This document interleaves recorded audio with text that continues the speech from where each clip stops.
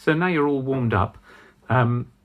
Before we sing the second of the two Kyries that the choir has, I'd just like to talk a little bit about the movement in between, the Christe, Eleison.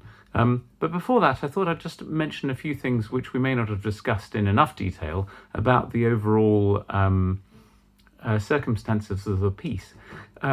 What we're perhaps not so accustomed to these days is that we kind of think of compositions being commissioned for a certain performance and having a specific performance goal in mind. That wasn't the case for the Mass in B minor.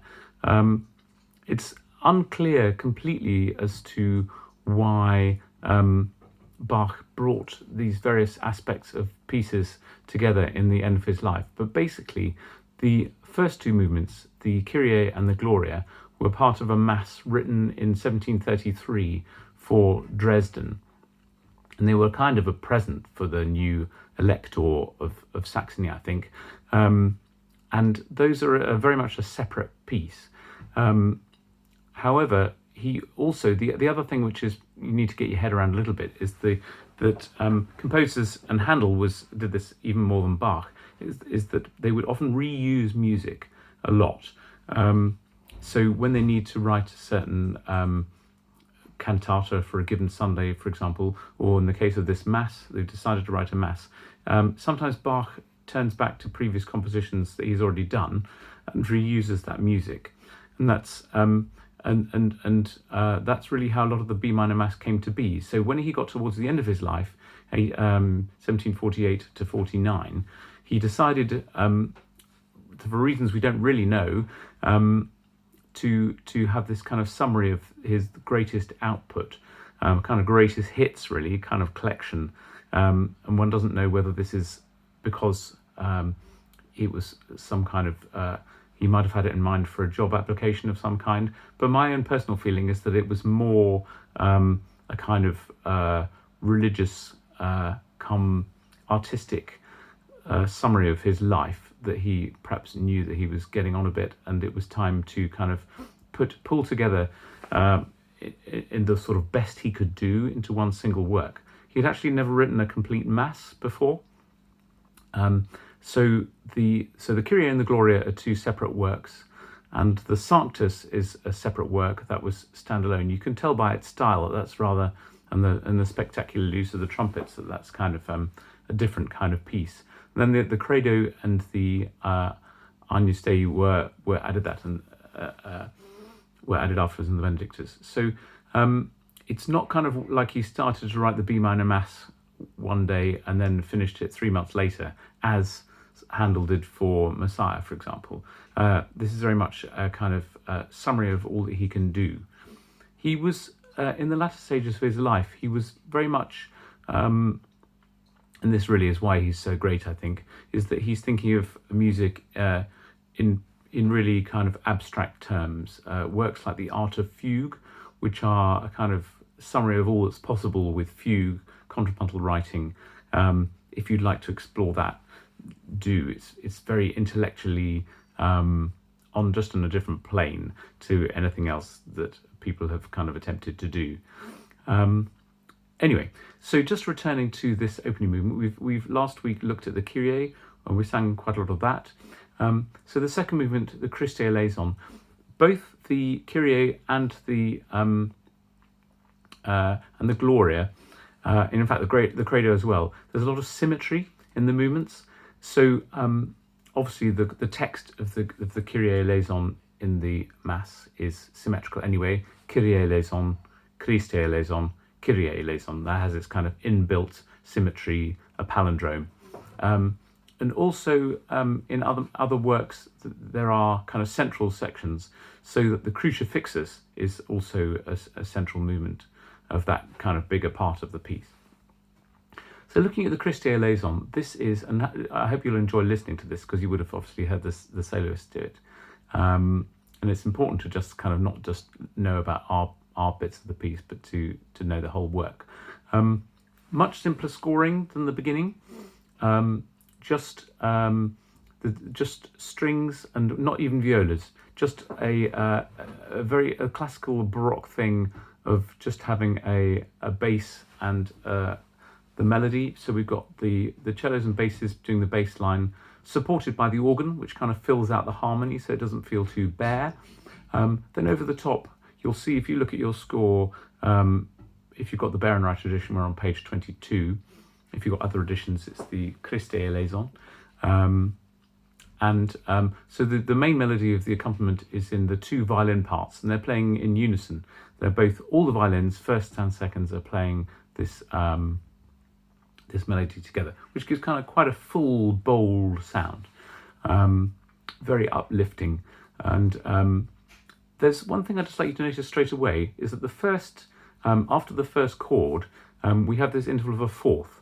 So the first two notes are a fourth, from D to A, and this interval of a fourth, I think, is quite an idea that goes through this piece. If you think later on, our gratias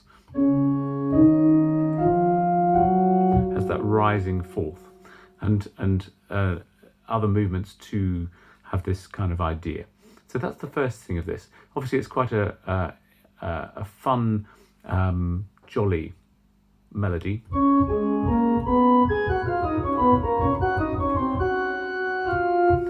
Quite energetic. Really completely the opposite of the opening, which is kind of penitential. This is much more uplifted and positive, really. Not really kind of what you might expect for Christ have mercy. It's more humane, more human, I mean, less, more approachable, more lively and fun. So when the two soprano parts, so we've got the soprano one, the five soloists, of course, in B minor mass, two sopranos, soprano 1 and soprano 2, who kind of share the work, alto, tenor, and bass. We've got the two soprano parts singing a duet.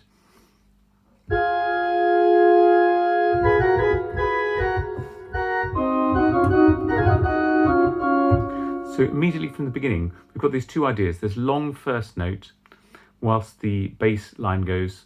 The bass line, when the soloists come in, has the melody that the violins did at the beginning. Those first four notes, before extending it down and doing these kind of arpeggios.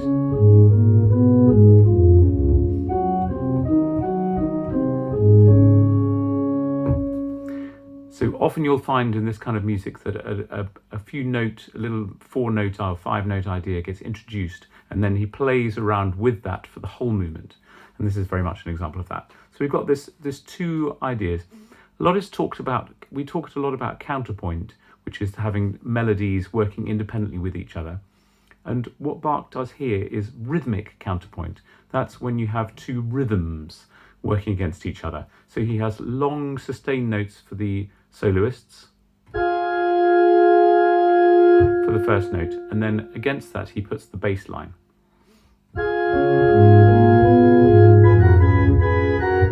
And basically, whenever the soloists have some time off, there's usually something going on, either in the violin parts or in the bass line. So as we progress through, and you'll hear this in a minute when I play you the video, the voice parts kind of work on these through ideas. So often starting with a long note, like in bar 14.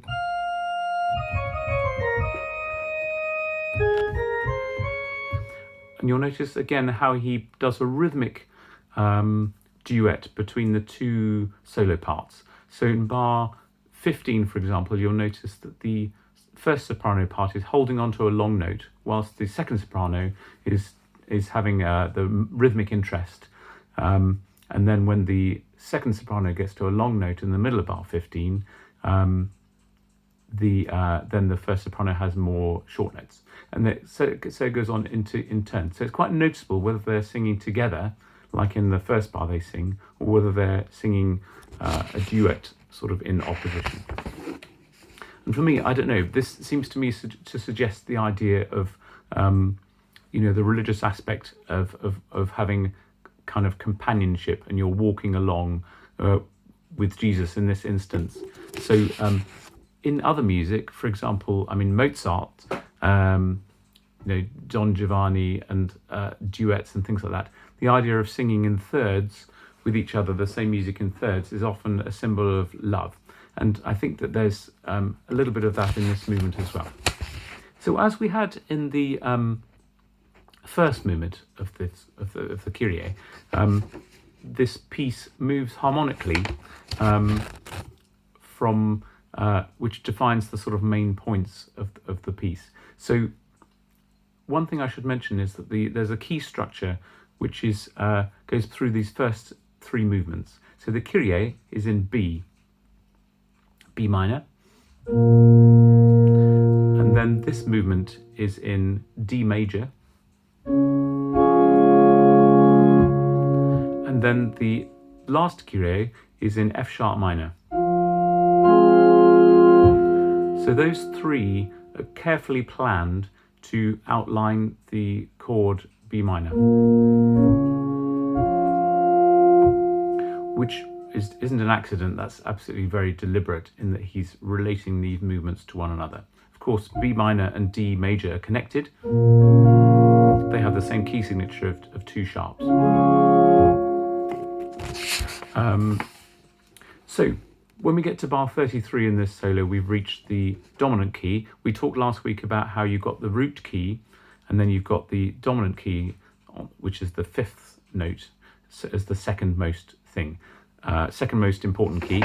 So the beginning starts in D major, and the whole of the first section goes up until bar 33, which is when the singers stop for the first time and have a bit of a breather, and then at 33 you have the same music but up a fifth or down a fourth, depending on how you like to look at it. So, and then that kind of plays out, it works itself out. You get the same sort of music, being in a different key, it has different sort of internal relations between what exactly the notes are. And then at bar 58, we have the third section. This time, instead of the singers starting with the long Christe note as they did before, this time they have the music of that the violins did at the beginning. So I'm looking now at bar 58. That's the first four notes that we talked about at the beginning that the instruments have. Another thing that we talked about a lot in the rehearsals is how Bach is thinking of singers very much as instrumentalists. And really, this is partly due to the way he thinks of counterpoint and all the parts as being equal. So the singers have just had the same importance as an instrument.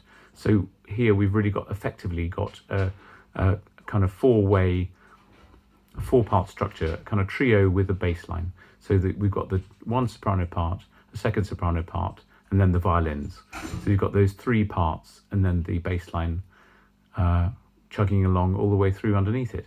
And then, as we would expect, at bar 77, the play out of the movement is a recapitulation, a reiteration of the opening music.